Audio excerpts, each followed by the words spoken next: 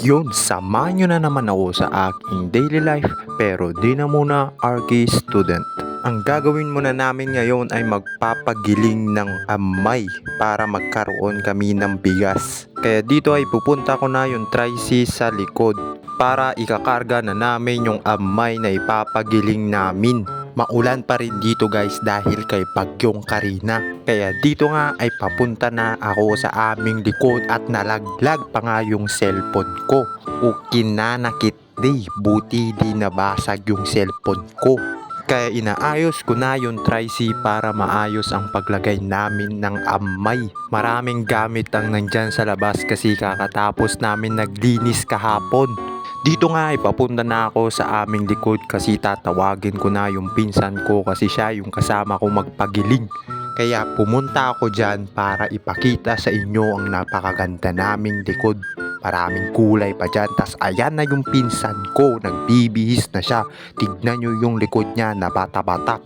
Kaya imayin nyo na yan, masipag yan at napakagwapo. Kaya thumbs up siya sa akin. Tas ayan yung pamangkin kong makulit. Bali dito nga ay bubuhati na namin yung amay kasi isasakay na namin sa tricy. Tas netakay na nga namin yung amay sa tricy. Tas yan, nag-shoot ako malay Stephen Curry. Tas gava may pumasok na manok kaya ginafot ko nga. Gusto ko sana parchang pero wag na lang kaya nepakto ko na siya.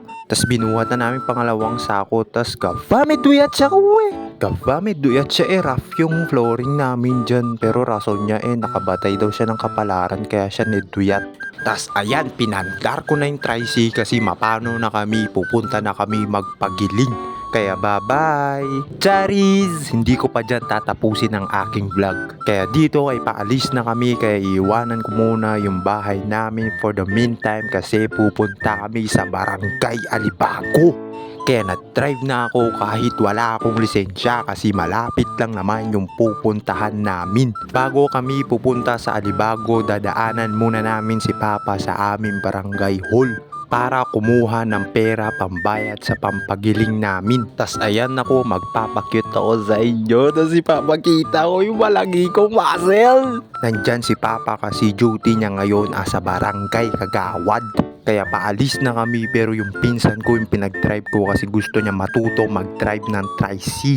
Dito nga part ay nasa barangay Marakuro na kami at ang susunod ng barangay dyan ay ang barangay Alibago. Tas nandyan na nga kami, papunta na kami sa pagpapagilingan ng mga amay tsaka mait. Pagpasensyahan nyo na yung boses ko pero hindi ako galit.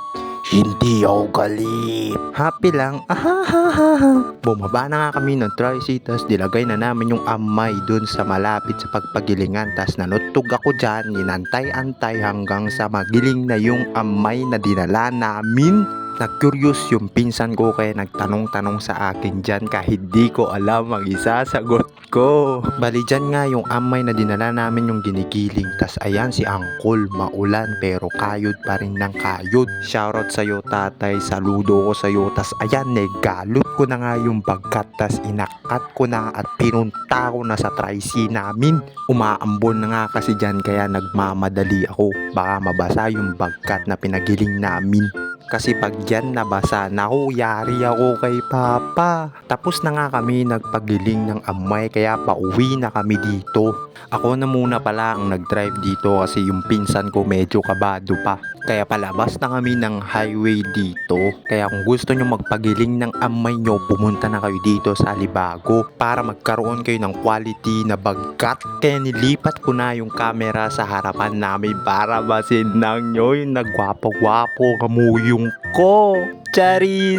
Shoutout sa girlfriend ko, I miss you, I love you. Nandito ako ngayon, umalis nang di nagpaalam sa'yo pero makikita mo ngayon sa vlog ko. Kaya naisipan namin ng pinsan ko na dumaan sa riverside ng Alibago para tignan yung ilog kung lumaki nga ba. Kaya ipapakita ko sa inyo yung bridge na ginagawa dyan ng Alibago to Gosi. Malaking tulong yung bridge na to pag natapos to para hindi na mahaba-haba yung biyahe namin papuntang Tuguegarao. Ayan ng Cagayan River, Firmico, nagtakalog talaga. Aasahan pa namin ang paglaki niyan dahil sa dire-diretsong pag-ulan dahil kay Bagyong Karina. Kaya dito nga pinadrive ko na yung pinsan ko kasi dito yung way na walang gaanong dumadaan. Tas ayan ang aming barangay, Barangay Inga. Barangay of Maraming Chismosa. Charis! Tas ayan yung gwapo kong pinsan. Tas nakauwi na nga kami. Tas ako na yung nag-drive papasok sa bahay kasi hindi niya pa kabisado kung paano ipasok yan. Hoy sus, ikaw mali iniisip mo. Tas nandyan na nga kami sa likod. Tas ipababa na rin namin yung mga pinagiling namin. Kaya inakat na namin ito para ipasok na sa loob. Kaya dito ko na rin tatapusin ang aking vlog. Kaya mag-subscribe ka na and click the notification bell. Bye-bye!